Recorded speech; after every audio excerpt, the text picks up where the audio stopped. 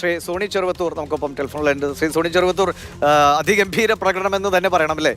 ഒരിക്കലും പ്രതീക്ഷിച്ചല്ല ഇങ്ങനെ ഒരു ട്വിസ്റ്റിലേക്ക് കാര്യങ്ങൾ പോകുമെന്ന്.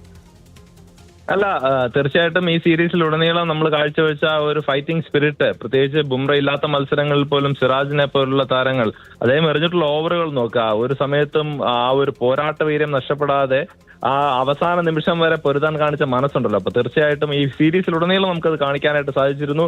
ഒരു ഏറ്റവും മോശം ടീമാണെന്നുള്ള രീതിയിലുള്ള പരാമർശങ്ങളാണ് ഇംഗ്ലീഷ് പ്രസിലൊക്കെ ഇവിടെ ഉണ്ടായിരുന്നത്. പക്ഷെ അങ്ങനെയല്ല, ഇത് മറ്റൊരു ടീമിന്റെ ആണെന്ന് തോന്നിപ്പോകുന്നു.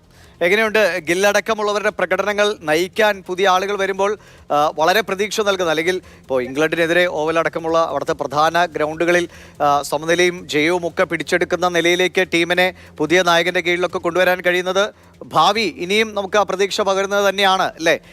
നമ്മുടെ പഴയ കരുത്തന്മാർക്ക് പിൻഗാമികളായി എത്തുന്നവരും കരുത്തിലൊട്ടും കുറവില്ല എന്ന് മനസ്സിലാക്കുന്നു. അല്ല, വെറുതെ അല്ല ടീം ഇന്ത്യ അന്താരാഷ്ട്ര ക്രിക്കറ്റിൽ മുൻപന്തിയിൽ നിൽക്കുന്നത് നമുക്ക് ഈ ഒരു സീരീസോടുകൂടി മനസ്സിലാക്കാൻ സാധിക്കും. അത് നമ്മുടെ ഇതിഹാസ താരങ്ങളുടെ സാന്നിധ്യം കൊണ്ട് മാത്രമല്ല, നമ്മൾ വിരാട് കോഹ്ലിയെയും രോഹിത് ശർമ്മയെ പോലുള്ള താരങ്ങൾ ഉണ്ടായിരുന്നു എന്ന് പറയാം.